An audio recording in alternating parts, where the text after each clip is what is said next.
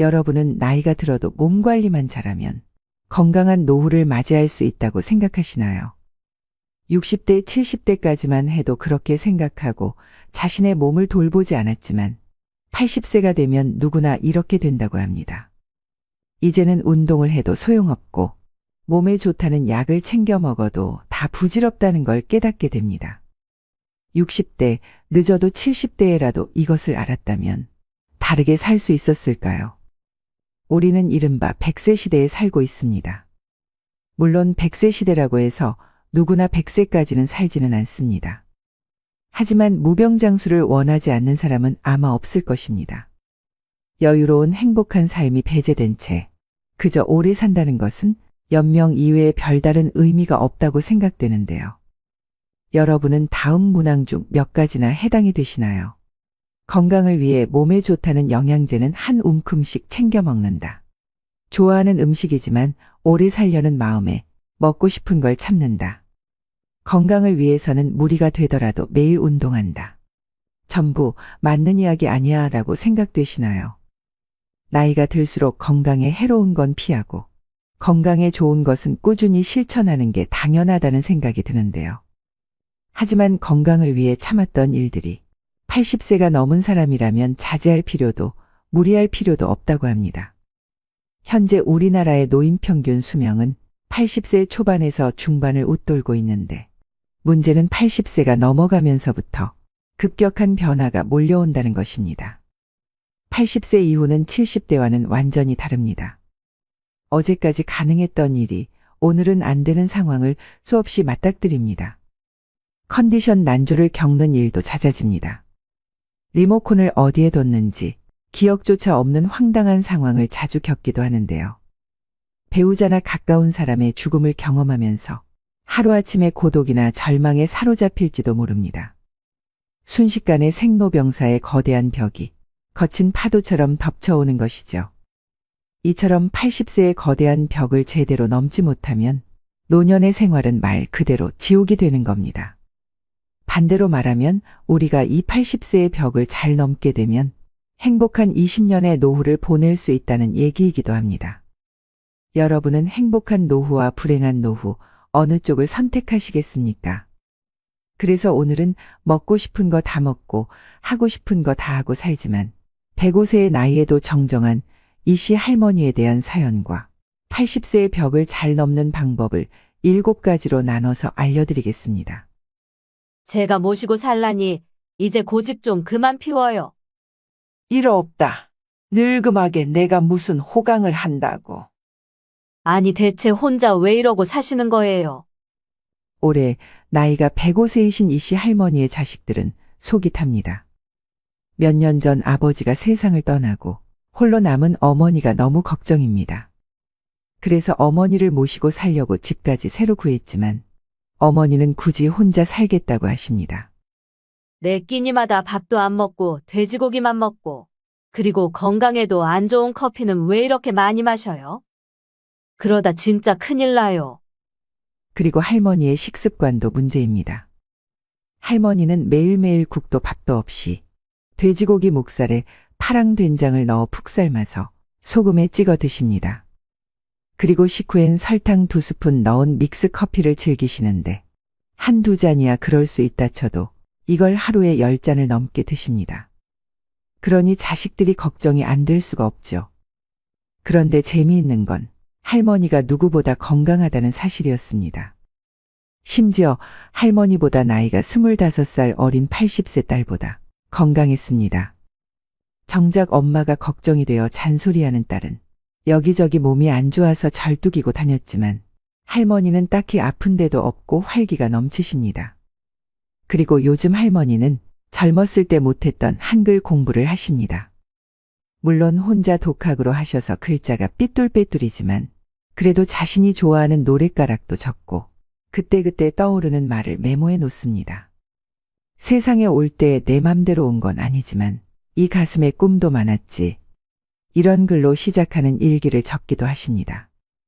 그렇게 한글 공부가 끝나면 할머니는 또 부지런히 외출을 하십니다. 근처에 있는 놀이터에서 소시적 잘 탔던 그네도 신나게 타시고 공원에 있는 운동기구도 타십니다. 공원에는 다리운동 기구에 팔운동 기구까지 없는 게 없습니다. 게다가 그곳에서 운동하러 온 동네 사람들과 이야기를 나눌 수도 있습니다. 단지 할머니가 나이가 많으셔서 다들 자식이나 손주뻘들이 많을 뿐입니다. 그런데 젊은 사람들도 하기 힘든 하체 운동을 105세 할머니가 하는 것을 보고 다들 놀라죠. 그리고 운동을 하고 돌아오는 길에 할머니는 꽃집에 들러 꽃구경도 합니다. 그리고 집 앞 마당 울타리 아래에 지나가는 사람들 보라고 심을 꽃도 몇 송이 샀습니다. 그리고 하루에 꼭 10시간을 주무시는 할머니는 취침 전에 라디오를 꺼내서 노래를 흥얼흥얼 따라 부르기도 하시면서 잠들기 전까지 즐겁고 행복한 시간을 보냅니다. 그렇게 할머니는 70년을 보낸 정든 집에서 떠나기가 싫습니다. 자식들이 아무리 예쁜 전원주택에서 같이 살자고 해도 관심이 없습니다. 운동할 수 있는 장소가 있고 말동무도 많고 꼬마 친구들도 있는 이 집이 좋습니다. 덕분에 할머니는 100세가 넘은 나이지만 육체적 정신적 건강은 30년이 젊습니다.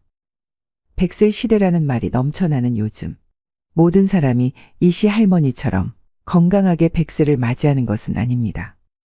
현재 남성의 평균 수명은 82세, 여성은 88세입니다. 이 평균 수명은 앞으로 점점 더 증가해서 인생 100년, 100세에 가까워질 것입니다.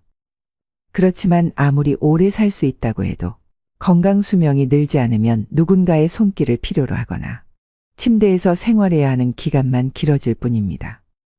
그 기간은 현재 남성이 9년, 여성이 12년입니다. 그렇다면 사연 속 이씨 할머니는 어떻게 105세의 나이에도 저런 건강함을 유지할 수 있을까요? 전문가들 말에 따르면 그 답은 바로 80세를 어떻게 넘기느냐에 달려 있다고 합니다. 80세의 벽을 넘어서는 방법 첫 번째.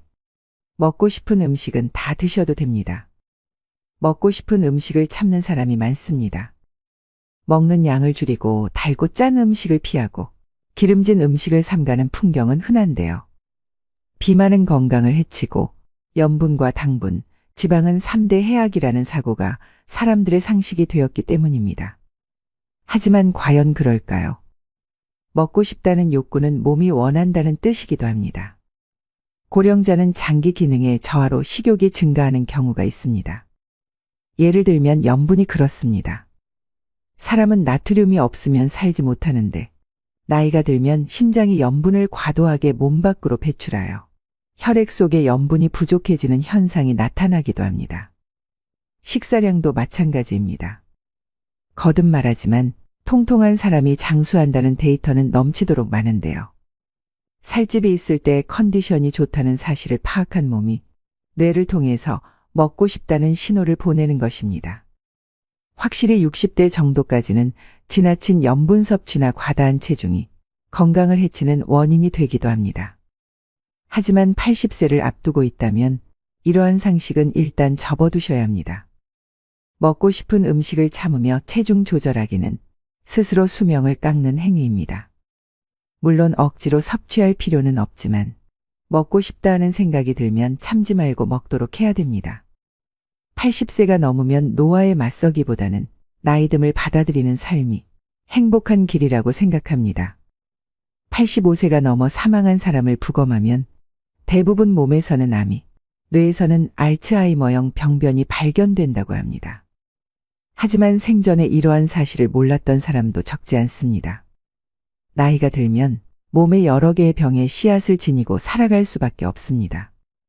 노년의 삶이란 현실을 그대로 받아들이고 내일 당장 생이 끝난다 해도 후회가 남지 않는 시간을 보내는 것입니다.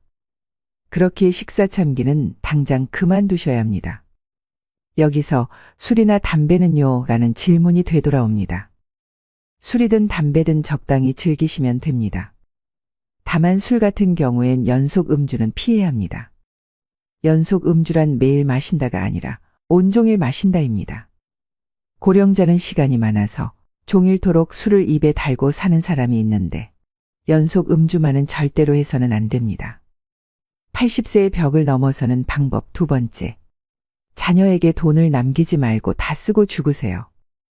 노후의 최고 재산은 추억입니다. 사람은 나이가 들면서 서서히 몸이 약해지고 행동 반경이 좁아집니다. 그리고 마지막에는 침대에서 지내는 날들이 많아집니다. 이때 버팀목이 되어주는 것이 바로 그때 참 즐거웠는데라는 추억들입니다. 만약 여러분에게 물려줄 정도의 자산이 있다면 추억을 만드는 데 쓰거나 자기 행복을 위해 쓰셔야 됩니다. 80세가 넘은 고령자는 지금 당장 병이 들고 움직이지 못하게 된다 해도 전혀 이상할 것이 없습니다. 내일 죽게 될지도 모를 일입니다. 그러니 후회 없는 시간을 보내야 합니다. 재산을 자녀에게 남기기 위해 자신이 하고 싶은 것을 참는다는 것은 본말이 전도된 상황입니다. 자기 자신은 물론 자녀도 불행해집니다. 80세의 벽을 넘어서는 방법 세 번째. 고독을 즐길 수 있어야 됩니다. 고령이 되면 배우자나 친구 등의 죽음에 직면하게 됩니다. 평소 사망한 사람에 대한 의존도가 높았을수록 상실감도 더 큽니다. 이럴 때는 어떻게 해야 할까요? 마음을 단단히 먹는 수밖에 없습니다. 냉정하게 들릴지 모르지만 죽은 사람은 살아 돌아오지 않습니다. 그렇다면 새로운 만남을 추구하거나 고독은 편한 것이라고 발상을 전환하여 새로운 즐거움을 찾는 수밖에 없습니다. 젊은 세대의 사람의 의외의 힌트가 있습니다. 요즘 젊은 사람 중에는 결혼이나 연애를 하기보다는 종일 게임을 하거나 스마트폰을 들여다보며 지내는 사람이 많은데요. 즉, 마음 편한 고독을 즐기는 것입니다. 외롭다라고 생각하면 마음이 괴롭지만 고독은 자유다라고 발상을 바꾸면 뜻밖의 즐거움을 발견할 수 있습니다. 제가 아는 고령의 지인은 아내가 사망한 후에 넷플릭스라는 온라인 동영상 서비스를 이용하기 시작했습니다. 그분은 다 보지 못할 정도로 영상이 많아서 시간이 순식간에 지나간다. 아내가 무엇을 보고 싶어 하는지 신경 쓰지 않아도 된다. 보고 싶을 때 보고 자고 싶을 때 자니 마음이 편해서 좋다라고 말합니다. 80세의 벽을 넘어서는 방법 네 번째. 궁합이 맞지 않는 의사는 피하고 나만의 명의를 찾아야 됩니다.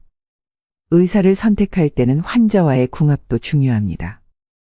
80세를 맞이하는 고령자에게 병원과 의사는 매우 가까운 존재인데요. 진료받을 때마다 불편함을 느끼게 하거나 심리적 피로감이 들게 하는 의사라면 궁합이 맞지 않다는 뜻입니다. 지인의 어머니는 85세 때 두 번째 암이 발견되었다고 합니다. 그러나 더 이상 수술은 하지 않는다라고 결심하고 있었기에 의사에게 솔직히 말했더니 생각지도 못한 대답이 돌아왔습니다. 그럼 원하는 대로 하세요. 수술이 필요 없다면 제가 해드릴 치료는 없습니다라는 답변이었습니다. 이런 말까지 듣고 그 병원에 다닐 수는 없었습니다. 의사의 불섭생이라는 말이 있습니다. 의사가 자기 건강이나 신체에는 무관심하다는 뜻입니다. 거짓말 같은 참말로 많은 의사들은 환자에게는 약이나 검진을 권하지만 정작 본인은 원하지 않습니다. 물론 의사는 환자의 인생이나 건강이 어떻게 되든 상관없다고는 생각하지 않습니다. 당면한 병의 치료를 최우선으로 생각할 따름입니다. 그러나 환자들은 의사의 말에 상처받거나 괴로워하죠. 병원과의 궁합은 문을 열고 들어가는 순간에 알 수 있는데요. 분위기가 밝다면 의사와 환자의 소통이 잘 이루어진다는 증거이고 반대로 어딘가 모르게 어둡다면 피해야 합니다. 인생 경험이 풍부한 여러분의 감각이 알려주는 것이니 그 직감을 믿으셔야 합니다. 병원은 몸이 아플 때 가는 곳인 만큼 대화를 나누면 기분이 나아지게 해주거나 환자의 이야기를 진지하게 듣고 치료해주는 의사가 당연히 좋습니다. 널리 알려진 명의보다 나만의 명의를 찾는 일이 중요합니다. 내 마지막을 지켜주었으면 하는 생각이 든다면 최고의 궁합일 것입니다. 80세의 벽을 넘어서는 방법 다섯 번째. 성욕은 자연스러운 것으로 부정하지 마세요. 유감스럽게도 나이가 들수록 성욕은 감소하는데요. 특히 남성의 경우에는 남성 호르몬이 줄어들기 때문에 눈에 띄게 떨어집니다. 여성의 경우에는 나이가 들수록 남성 호르몬이 증가해서 성욕이 다소 올라가는 사람도 있습니다. 성욕이 있다는 사실은 부끄러운 일이 아닙니다.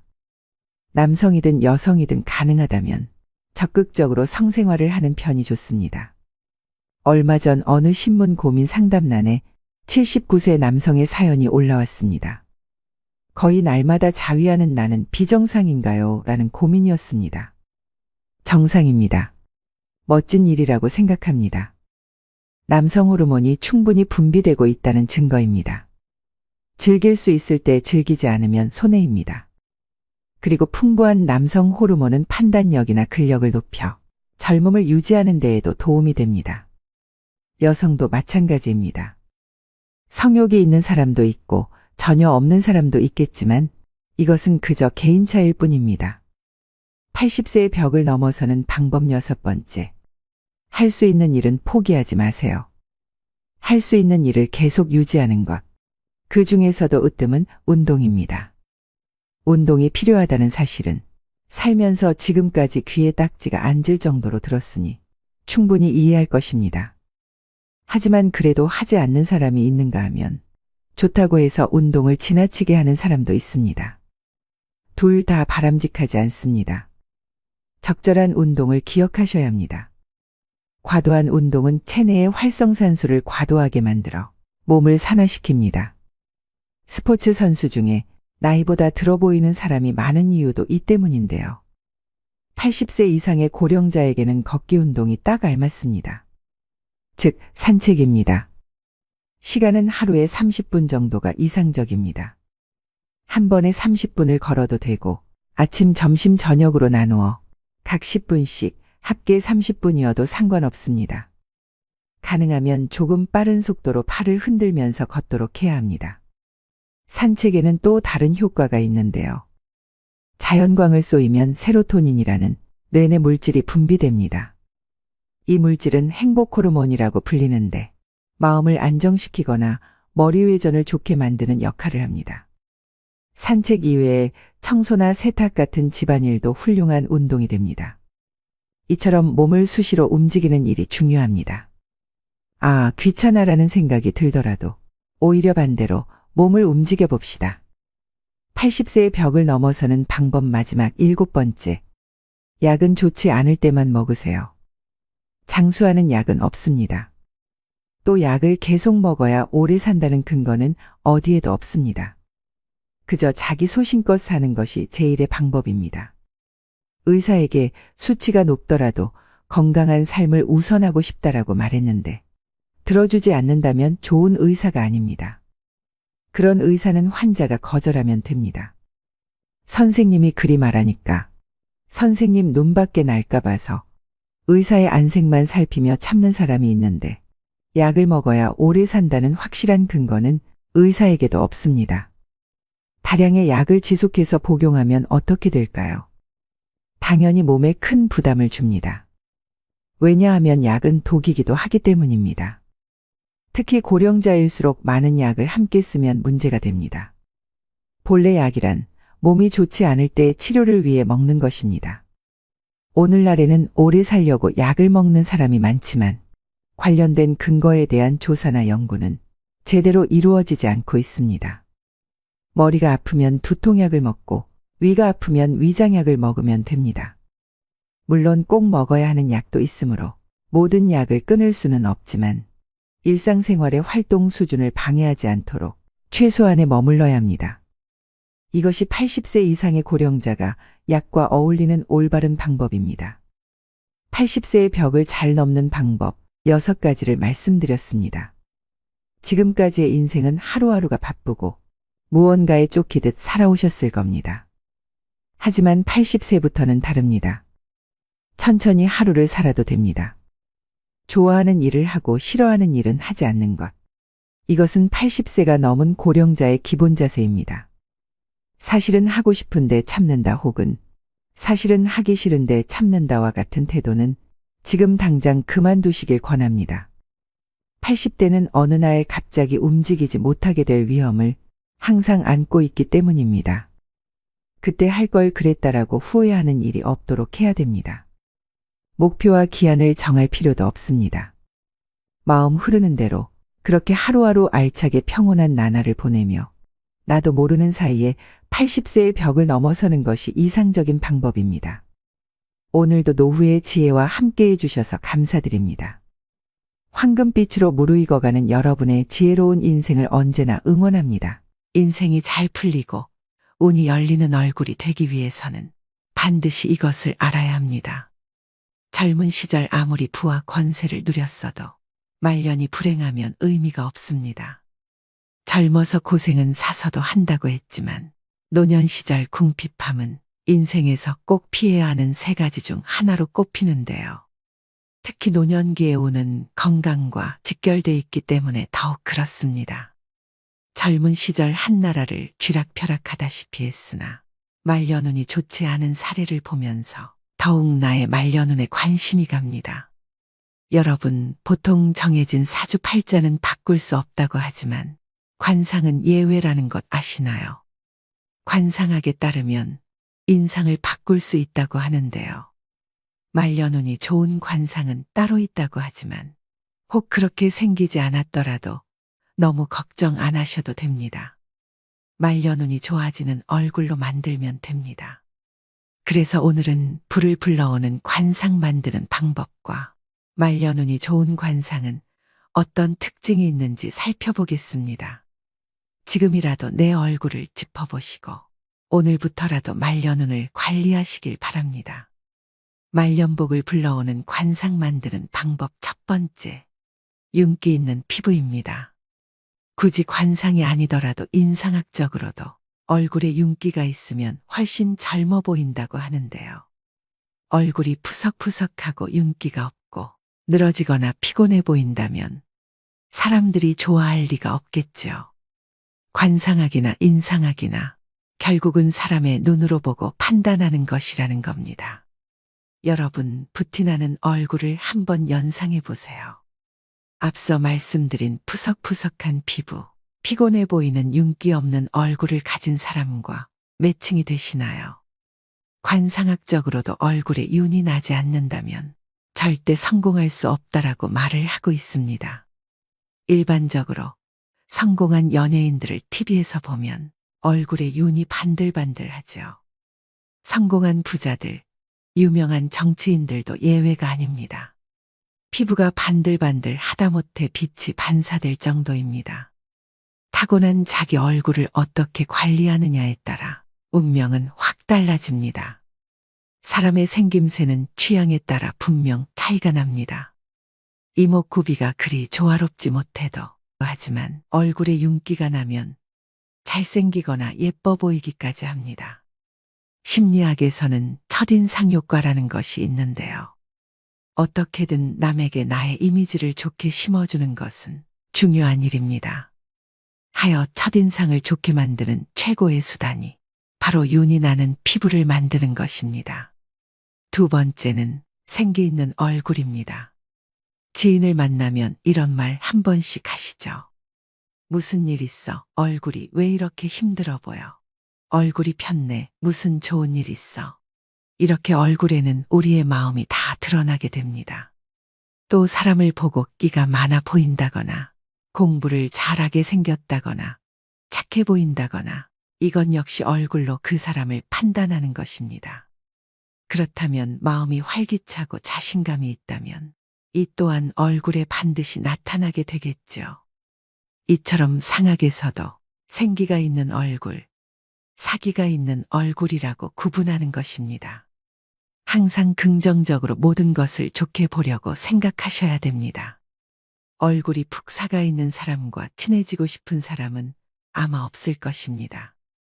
운은 항상 자신의 마음에 의해 만들어지고 이 마음은 좋은 운이 생성될 때 가장 먼저 얼굴에 나타난다 하여 상학에서는 운이 다해지는 사람, 운이 하강하는 사람, 죽음의 그림자가 드리워지는 사람은 미간과 이마, 광대가 탁해진다고 하고 운이 살아나고 번영할 사람은 그곳에서 빛이 난다고 합니다. 되도록 나쁜 마음을 떨쳐버리셔야 이렇게 얼굴에 생기가 생겨 여러분의 운이 트이게 되는 것입니다. 세 번째는 미간을 피셔야 합니다. 관상학에서 미간은 행운이 들어오는 통로라고 했습니다. 미간을 찡그리면 대문을 잠그는 것과 같아 행운이 들어오지를 못합니다. 미간에 주름이 있다면 아침에 일어나서 엄지손가락으로 미간을 문질러 펴줘야 합니다. 그러면 뭉쳐진 근육이 풀리면서 어느 순간 미간이 환하게 펴지게 됩니다. 또한 근본적으로 미간을 펴는 가장 좋은 방법은 웃는 것입니다. 긍정적인 생각과 좋은 행동을 하면 자연히 미간이 펴집니다. 사소한 일이라도 즐거움을 부여해 웃으셔야 됩니다. 또 항상 상대에게 은은한 미소를 띄우셔야 됩니다. 심리학적으로도 웃음을 띤 얼굴이 그렇지 않은 얼굴보다 호감도가 훨씬 뛰어나다고 수도 없이 발표되었는데요. 이것이 운을 얻는 최고의 수단입니다. 즉 미간을 펴야 인생도 펴집니다. 네 번째는 입꼬리를 올리셔야 됩니다. 입은 모든 물길이 모이는 바다이고 입술은 바닷물을 가두는 제방이라고 했습니다. 이런 제방은 물보다 높이가 높아야 합니다. 입꼬리가 위로 향하는 것은 제방이 물보다 높아 물이 넘쳐나지 않는 것과 같습니다. 반면 입꼬리가 처지면 제방이 터져 물이 넘쳐 흐르는 것과 같지요. 평소 좋은 생각을 하고 자주 웃으면 볼 근육이 발달해 양쪽 입꼬리가 위로 올라가게 돼 있습니다. 반면 부정적인 생각과 우울한 마음을 가지면 볼 근육 대신 이마와 미간에 부정적인 근육이 발달하게 됩니다. 따라서 입꼬리가 처지고 이마와 미간에 주름이 생겨 부정적인 사람이 됩니다. 입꼬리를 올리면 행운을 머금고 있어 행운이 빠져나가지 못하게 됩니다. 말년운을 부르는 관상 만드는 방법 4가지를 말씀드렸습니다. 관상학자들이 말하는 나쁜 운을 좋은 운으로 바꾸는 개운의 방법은 의외로 간단합니다. 항상 편안한 마음으로 사물을 긍정적으로 바라보고 생각하는 것. 그렇게 하루 이틀 정진하다 보면 나도 모르게 관상이 바뀌게 되고 결국 운명까지도 바뀌게 됩니다. 화와 복은 문이 따로 없으며 오직 사람이 스스로 불러들인다고 했습니다. 자신의 얼굴과 운명은 스스로 만들어 나가는 것입니다. 물론 처음에는 어렵겠지만 이를 습관화한다면 분명 좋은 운이 들어올 것이며 부귀와 공명 또한 얻게 될 것입니다. 이 작은 변화만으로도 여러분의 운은 좋아질 수 있다는 점을 명심하셔야 됩니다. 얼굴로 모든 것을 꿰뚫어보는 천재 관상가의 이야기를 다룬 영화 관상에서는 시종일관 얼굴 하나만으로 사람의 성격과 미래를 점쳤고 그것은 절대 빗나가지 않았습니다. 과연 내 관상은 어떨까? 평소 이런 궁금증을 가지시는 분들이 많을 거라고 생각되는데요. 관상학에서는 인간을 소우주로 봅니다. 그래서 겨우 눈, 코, 입이 들어가는 작은 얼굴 속에도 하늘, 땅, 별, 해 등을 의미하는 부위가 있습니다. 모든 것이 조화롭고 자연스러워야 세상이 잘 흘러가듯 얼굴도 각 부위가 조화롭고 자연스럽게 자리를 잡아야 좋은 관상인 것인데요. 그렇다면 복 있는 관상, 장수하는 관상은 무엇일까요? 먼저 이마입니다. 관상학에서 하늘을 뜻하는 것은 사람의 이마입니다. 그래서 이마가 훤하게 넓고 두상이 둥글면 하늘의 기운을 잘 받았다고 봅니다. 하늘의 기운은 조상의 음덕을 말합니다. 태어날 때부터 많은 것을 타고났다는 말입니다. 이마가 잘생겼다면 초년에 큰 어려움 없이 재능, 건강, 재물, 강한 정신력 등을 물려받았다고 봅니다. 이마 가장자리의 생김새도 중요합니다. 이마의 가장자리를 조상의 복덕을 받는다고 하여 복덕궁이라고 부르는데 그 부위가 머리카락으로 덮이지 않고 훤하게 열려 있어야 좋은 관상이라고 말합니다. 다음은 눈입니다. 관상학에서는 왼쪽 눈을 해, 오른쪽 눈을 달이라고 봅니다. 눈이 지혜를 뜻하며 해처럼 밝게 빛나고 눈동자가 검으면 지혜로운 관상이라고 합니다. 만약 좋은 이마를 타고났어도 눈에 힘이 없고 흐리멍덩하다면 소용이 없습니다. 조상에게 좋은 음덕을 받았더라도 지혜가 없어 그것을 다 날리는 꼴인데요. 유력 인사들을 보면 하나같이 눈빛이 강하고 밝게 빛납니다. 또 눈과 눈썹은 멀수록 좋고 눈썹이 높으면 출세와 명예가 높아집니다. 눈썹이 진하면 체력이 좋으며 말년에 문서복과 부동산복이 늘어납니다. 또 눈썹이 좋으면 귀인의 도움을 받을 수 있으므로 어려움을 잘 극복하는 다복한 말년이 예상됩니다. 그 다음은 코입니다. 코는 산과 같습니다. 높은 산맥처럼 힘있게 우뚝 솟은 것이 좋습니다. 또한 오장육부를 상징하고 있기 때문에 실하고 풍대한 코가 좋은 코라고 보는데요. 장수하는 어르신을 보면 대부분 코가 큽니다. 코가 작다는 것은 오장육부가 약하게 태어났다는 뜻이고 수명이 짧을 수 있으므로 건강 관리를 잘해야 합니다. 코가 크고 높으면 자존심이 강하고 스스로 무엇을 하고자 하는 욕구도 강합니다. 다음은 광대뼈입니다. 코가 산이라면 광대뼈는 바위를 뜻합니다. 덩그러니 우뚝 솟은 산은 모진 풍파를 맞지만 양옆에 바위가 있으면 덜한데요. 코가 자신이라면 광대뼈는 옆에서 도와줄 조력자입니다. 배우자, 가족, 친구, 이웃, 직장 동료 등을 의미합니다. 그래서 코 못지않게 광대뼈의 모습도 중요합니다. 관상학에서는 광대뼈를 광골이라고 하며 이 광골이 둥글고 앞으로 발달되어야 좋다고 봅니다. 만약 광대뼈가 옆으로 발달하면 코와 멀어지는 형상이어서 가까운 사람에게 배신을 당할 수 있습니다. 코가 높고 광대뼈도 적당하게 발달해야 가정도 편안하고 사업도 번창하는 좋은 관상입니다. 다음은 입입니다. 윗입술보다 아랫입술이 도톰하고 입이 크면 좋은 관상입니다. 입술이 도톰하고 뚜렷하면 말년운이 좋다고도 합니다. 입꼬리가 약간 올라가도 좋은 관상인데요. 이마가 의미하는 조상의 음덕을 그릇으로 고스란히 바치는 꼴이기 때문입니다. 올라간 입꼬리는 조상의 음덕을 말년까지 두고두고 누리는 것을 의미합니다. 인중이 길면 수명도 길고 말년이 편안하며 자손도 번성한다고 하는데요. 또한 인중이 길면 인내심도 강합니다. 인중이 좁고 짧고 얕은 사람은 그릇이 작고 이해심이 부족합니다. 말년의 기력이 약해져서 건강 관리를 잘해야 하고 자식과의 연이 적습니다. 만약 여러분들 중에 입이 빈약하다면 웃을 일이 없다고 하여도 꼭 많이 웃기를 바랍니다. 입은 중년과 말년의 모든 복을 담는 그릇이 되기 때문입니다. 다음은 턱입니다. 턱은 나의 인생을 떠받쳐주는 역할을 하고 재산을 모으고 축적하는 곳인데요. 땅 부자 중에는 턱이 잘 발달된 사람이 많습니다. 약간 각진 듯 둥근 턱이 좋은 턱으로 여겨집니다. 턱의 두께는 살이 많으면서 탄력이 있어야 좋고 턱 주위가 둥글어 마치 U자형처럼 풍만하고 여유 있게 보이는 턱이 좋은 턱입니다. 턱은 집터와 같기 때문에 좌우 아래가 넓고 크고 두껍고 단단할수록 좋습니다. 이런 턱은 노년의 풍요로운 삶을 영위할 수 있고 아랫사람들이 잘 따르게 됩니다. 관상학에서는 턱은 노복궁이라고 하며 주위 사람들이 나를 얼마나 믿고 따르고 도와주느냐를 보는 부분이기도 합니다. 따라서 턱이 넓고 크면 내가 부릴 수 있는 사람, 나를 따르는 사람이 많다는 의미가 됩니다.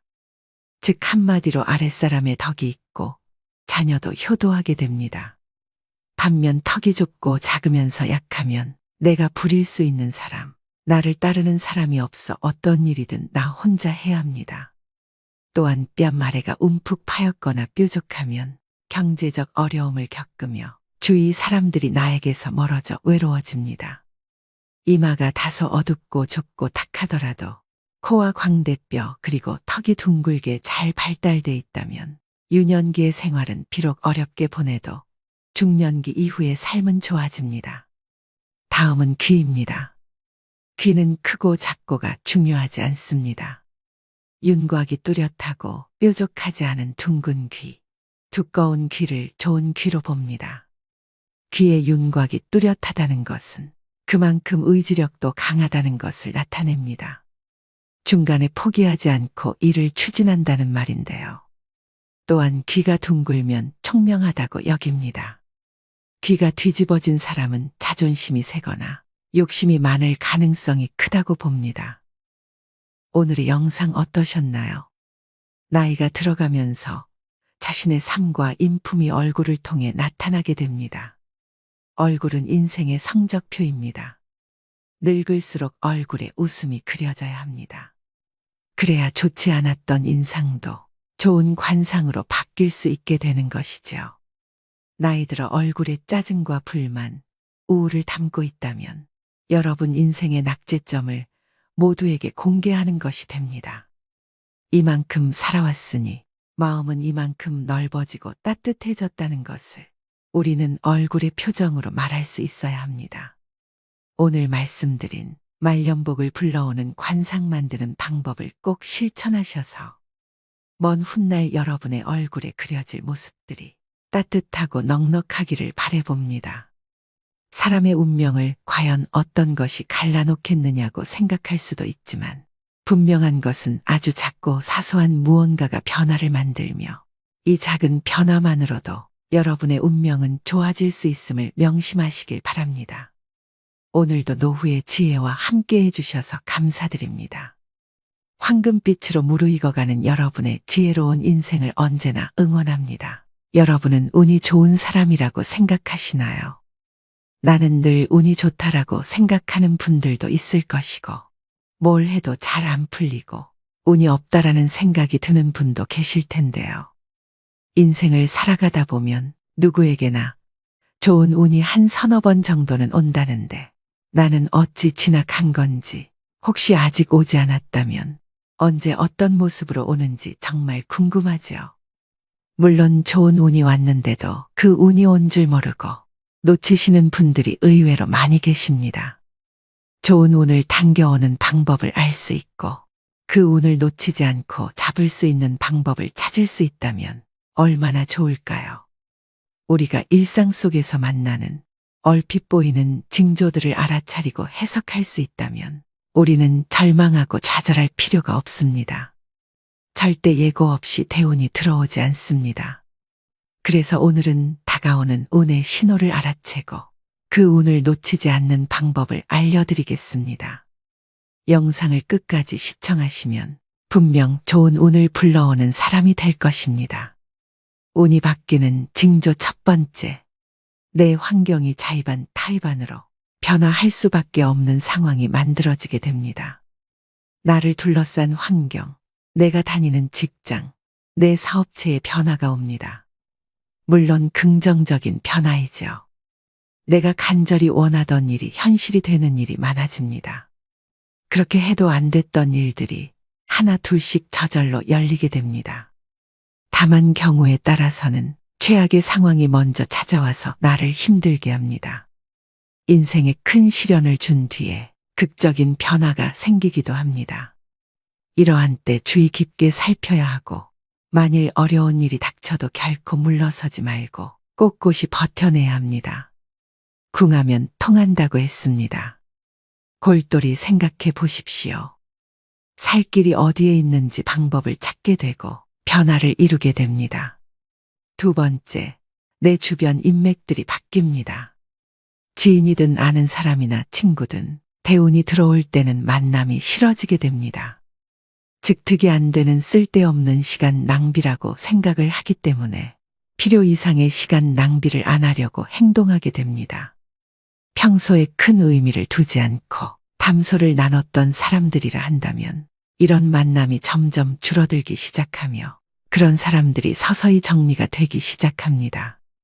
그러기 때문에 쓸데없는 시간 낭비를 안 하게 됩니다.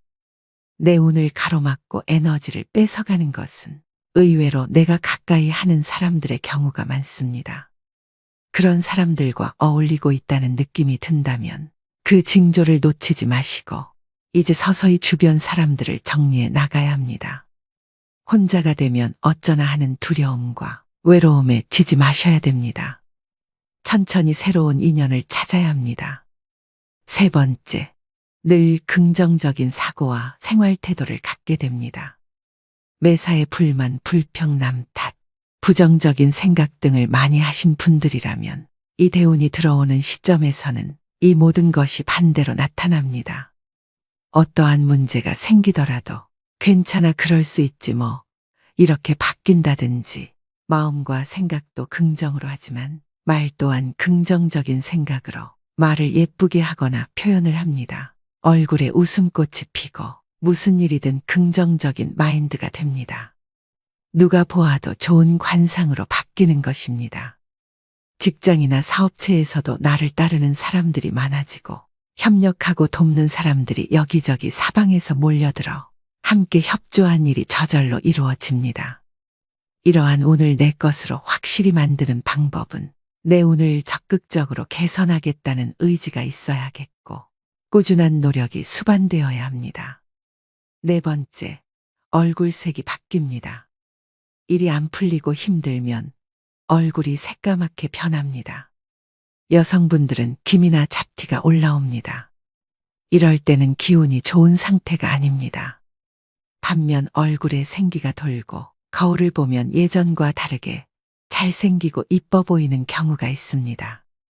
그리고 친구를 만났는데 요즘 얼굴 좋아졌다, 이런 말을 듣게 되면 운이 좋아지는 신호입니다. 얼굴은 마음의 심상입니다. 내 마음이 평온하다면 얼굴의 표정이나 피부색으로 바로 표출됩니다. 이마에서 빛이 나고 얼굴에서 광채가 나면 대운이 들어오는 신호라고 보시면 됩니다. 좋은 일이 생기면 표시가 나듯이 좋은 일도 표시가 나게 됩니다. 다섯 번째, 매사에 감사하는 마음이 생깁니다. 무슨 일이든 감사하는 마음이 저절로 생기고 함께하는 사람들과 나누게 되고 인생에 지지 않고 베푸는 마음이 저절로 생깁니다. 마음속에서 원망과 시기, 질투 등이 사라지고 평온을 얻을 때 대운이 오는 징조로 알고 더욱 나를 낮추고 겸손해지셔야 더 빨리 운이 찾아오게 됩니다. 여섯 번째, 자신감이 생깁니다. 목소리에 기운이 생기고 기분과 기운이 평소보다 상승되어 있으며 평소에 내가 안 하던 일을 시도해보고 있는 자신을 발견하게 되어 갑자기 집의 짐들을 정리한다든지 집의 가구 배치를 바꾼다든지 등등이 여기에 포함됩니다. 평소보다 굉장히 부지런해집니다. 잠을 많이 자지 않아도 몸이 개운하고 활력이 넘치게 되죠. 그러면서 동시에 직감이 발달하게 됩니다. 이럴 때 느낌이 좋은 꿈을 꾸게 되는데요. 이런 징조는 나에게 좋은 기운이 오고 있다라는 뜻입니다. 일종의 길몽이라고도 하죠. 이런 상태들이 지속되면서 나의 컨디션이 상승되면 모든 일들이 잘 풀리게 됩니다. 일곱 번째, 몸이 이유 없이 굉장히 아프게 되는 때입니다. 살다 보면 갑자기 몸이 아플 때가 있으실 겁니다. 그럴 때는 왜 나에게 이런 아픔이 오지라고 의아해하기 쉬운데요. 생각을 조금 바꿔서 나에게 좋은 운이 오려고 다시 더 높게 상승하기 위해서 내가 지금 잠시 바닥을 딛고 있는 중이구나라고 생각하시면 됩니다. 이렇게 갑자기 몸이 아플 때는 운이 새롭게 바뀌는 징조로서 계절로 치자면 겨울에서 봄으로 바뀌는 때라고 생각하시면 됩니다. 나의 운이 바닥을 치고 다시 상승하고자 하는 때이므로 이때의 아픔을 잘 극복하고 이겨내시면 운이 더 좋게 바뀌게 됩니다. 마지막 여덟 번째, 운이 바뀌는 시기가 되면 큰 사건들이 일어납니다. 이혼을 하거나 아슬아슬하던 사업을 접거나 실연을 당하거나 인생을 흔들 만한 고통스러운 형태로 사건이 일어날 수도 있다는 것인데요. 그렇게 고통스러운 일이 일어나면 운이 좋다고 말하기는 어렵지 않나 하는 생각이 들 수도 있습니다.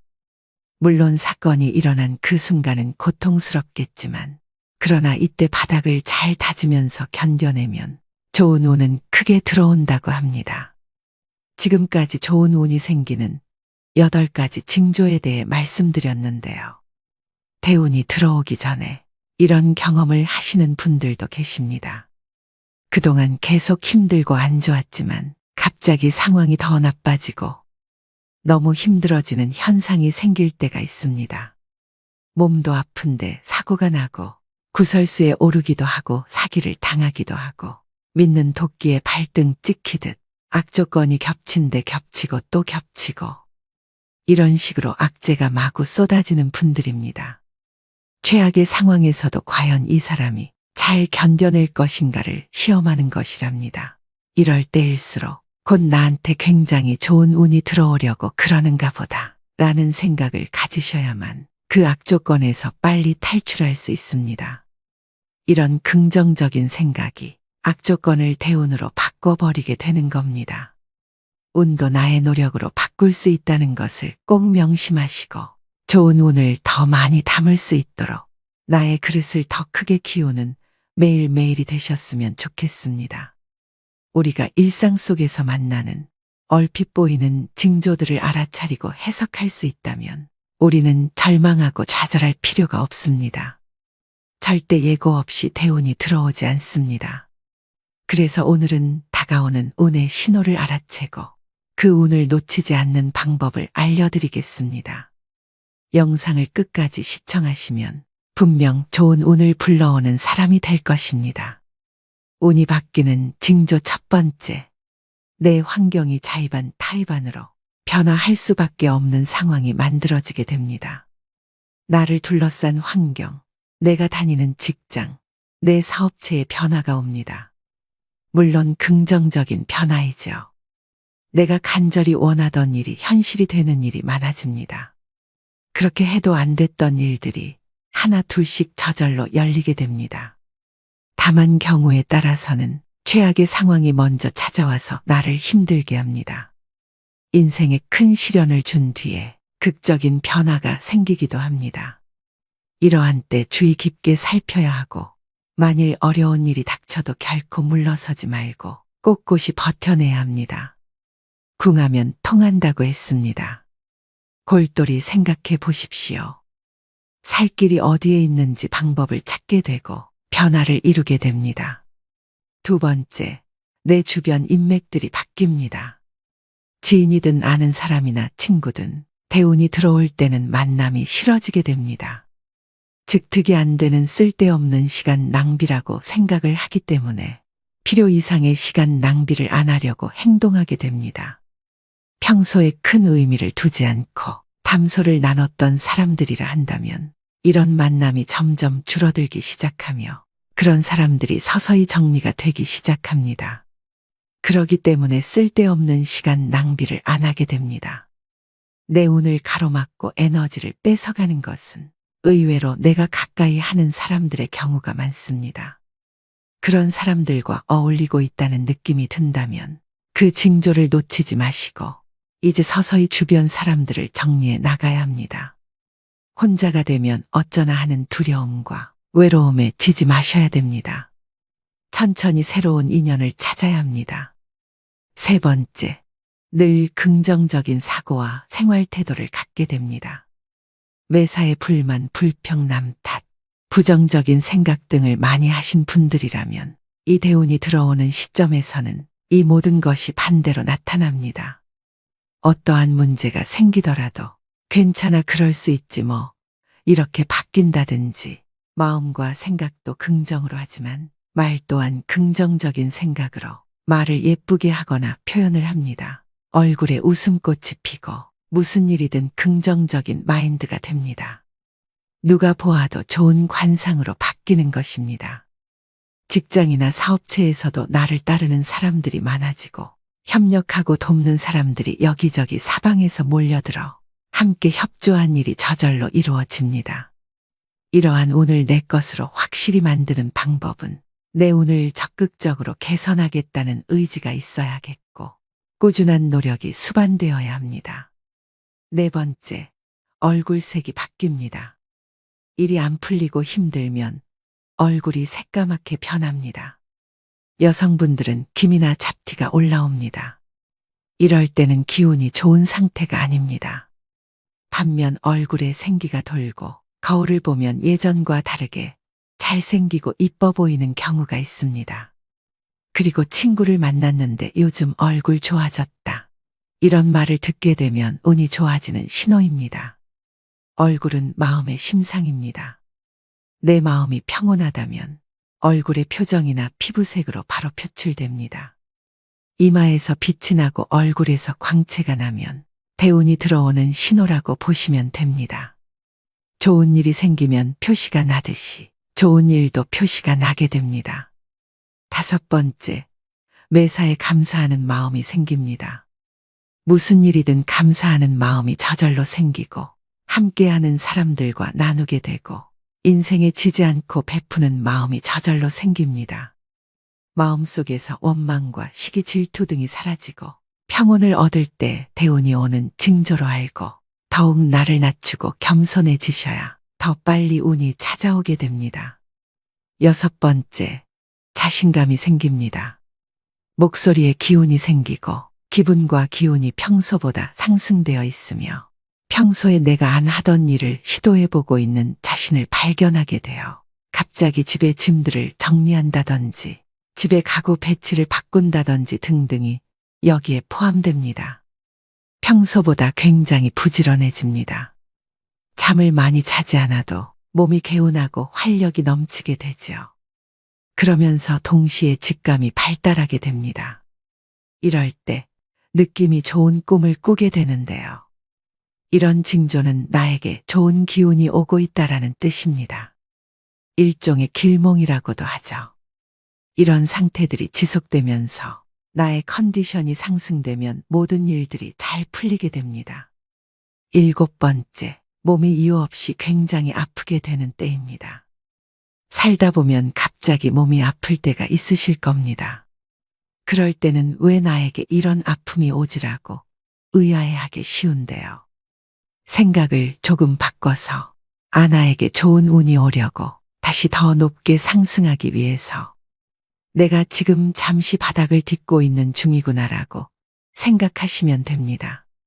이렇게 갑자기 몸이 아플 때는 운이 새롭게 바뀌는 징조로서 계절로 치자면 겨울에서 봄으로 바뀌는 때라고 생각하시면 됩니다. 나의 운이 바닥을 치고 다시 상승하고자 하는 때이므로 이때의 아픔을 잘 극복하고 이겨내시면 운이 더 좋게 바뀌게 됩니다. 마지막 8번째, 운이 바뀌는 시기가 되면 큰 사건들이 일어납니다. 이혼을 하거나 아슬아슬하던 사업을 접거나 실연을 당하거나 인생을 흔들 만한 고통스러운 형태로 사건이 일어날 수도 있다는 것인데요. 그렇게 고통스러운 일이 일어나면 운이 좋다고 말하기는 어렵지 않나 하는 생각이 들 수도 있습니다. 물론 사건이 일어난 그 순간은 고통스럽겠지만 그러나 이때 바닥을 잘 다지면서 견뎌내면 좋은 운은 크게 들어온다고 합니다. 지금까지 좋은 운이 생기는 8가지 징조에 대해 말씀드렸는데요. 대운이 들어오기 전에 이런 경험을 하시는 분들도 계십니다. 그동안 계속 힘들고 안 좋았지만 갑자기 상황이 더 나빠지고 너무 힘들어지는 현상이 생길 때가 있습니다. 몸도 아픈데 사고가 나고 구설수에 오르기도 하고 사기를 당하기도 하고 믿는 도끼에 발등 찍히듯 악조건이 겹친 데 겹치고 또 겹치고 이런 식으로 악재가 마구 쏟아지는 분들입니다. 최악의 상황에서도 과연 이 사람이 잘 견뎌낼 것인가를 시험하는 것이랍니다. 이럴 때일수록 곧 나한테 굉장히 좋은 운이 들어오려고 그러는가 보다 라는 생각을 가지셔야만 그 악조건에서 빨리 탈출할 수 있습니다. 이런 긍정적인 생각이 악조건을 대운으로 바꿔버리게 되는 겁니다. 운도 나의 노력으로 바꿀 수 있다는 것을 꼭 명심하시고 좋은 운을 더 많이 담을 수 있도록 나의 그릇을 더 크게 키우는 매일매일이 되셨으면 좋겠습니다. 오늘도 노후의 지혜와 함께 해주셔서 감사드립니다. 황금빛으로 무르익어가는 여러분의 지혜로운 인생을 언제나 응원합니다.